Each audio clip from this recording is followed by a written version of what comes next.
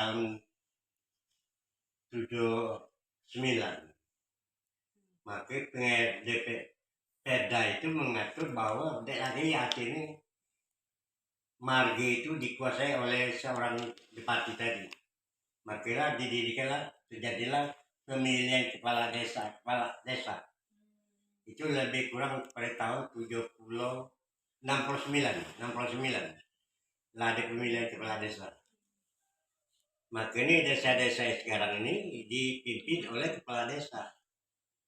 Tidak lagi dulu nih dusun ini ibu kota Marge Pegagan Ulu suku 2. Kami nggak tahu kisah peninggalan SD dari masa penjajahan. Kalau desa penjajahan itu SD dulu namanya SR, sekolah rakyat. Dan kemudian ada gubernmen. Jadi ada dua sekolah di desa. Ada sekolah rakyat, ada sekolah yang namanya gubernmen. Gubernmen ini cuma menerima uang-uang yang tertentu. Misalnya anak-anak pejabat, anak-anak bangsawan, anak-anak orang berpangkat. Aja yang diterima di sekolah departemen. Kalau rakyat biasa ini jelas sekolah rakyat itu. Pangeran itu kapan didirikan? Itu lebih kurang itu tahun 1920 lebih kurang kan? Tahun 1920. Banyak apa peninggalan itu? Kuma itulah, Kuma dua ikut itu kan. Kuma tuh yang putih itu untuk pangeran. Dan yang Bailin itu adalah anak lu.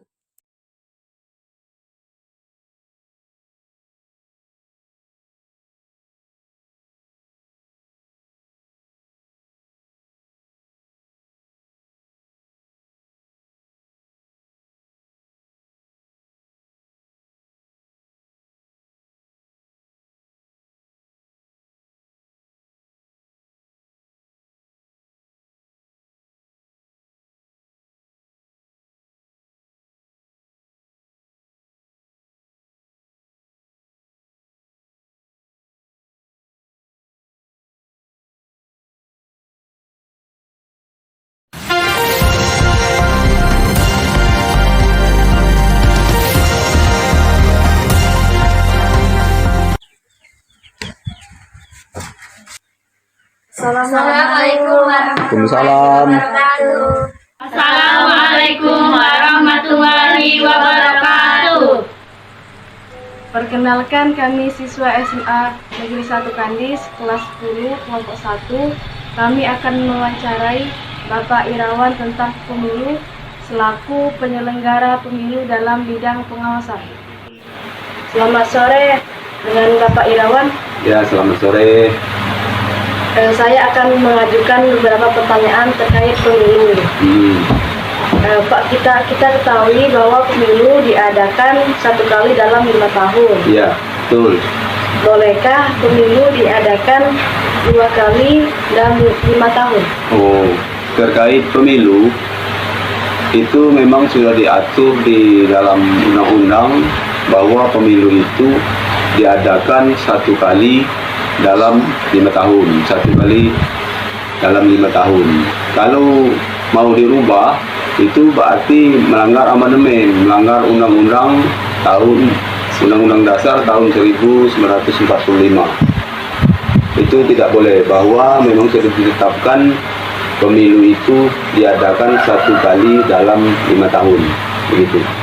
Baik, saya akan mengajukan beberapa pertanyaan tentang pemilu. Pertanyaan pertama, kapan pertama kali pemilu diadakan di Indonesia? Oh, kalau pemilu pertama kali diadakan yaitu tahun 55, yaitu untuk memilih anggota DPR provinsi, DPR pusat, serta anggota Dewan Perwakilan Daerah. Baik, pertanyaan selanjutnya, apa tujuan diadakan pemilu? Tujuan diadakan pemilu itu mengingat sejarah kita dulu waktu selepas kemerdekaan, yaitu tahun 45, itu belum ada pemilihan.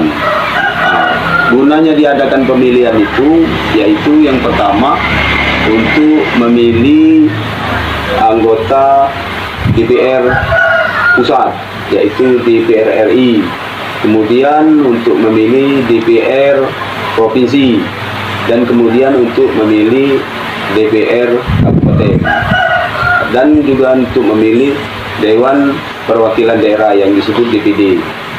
Nah, yang pertama sekali yang terpenting itu untuk memilih presiden dan wakil presiden. Itu tujuan diadakan pemilihan umum. Terus Pak, siapakah yang wajib memilih dalam pemilihan umum? Oh, siapa saja yang dapat memilih di dalam pemilihan umum? Yang dapat menggunakan dalam pemilihan umum itu yang pertama sekali itu warga negara Indonesia.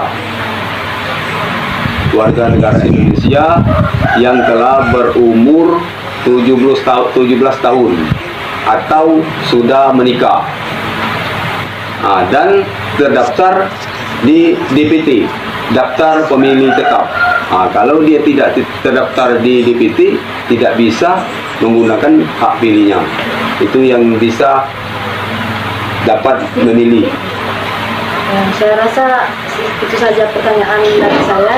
Saya ucapkan terima kasih kepada Bapak Irawan karena sudah menjawab pertanyaan dari saya tadi. Saya ucapkan terima kasih. Terima kasih. Assalamualaikum warahmatullahi wabarakatuh. Kami dari kelompok 1 10-1.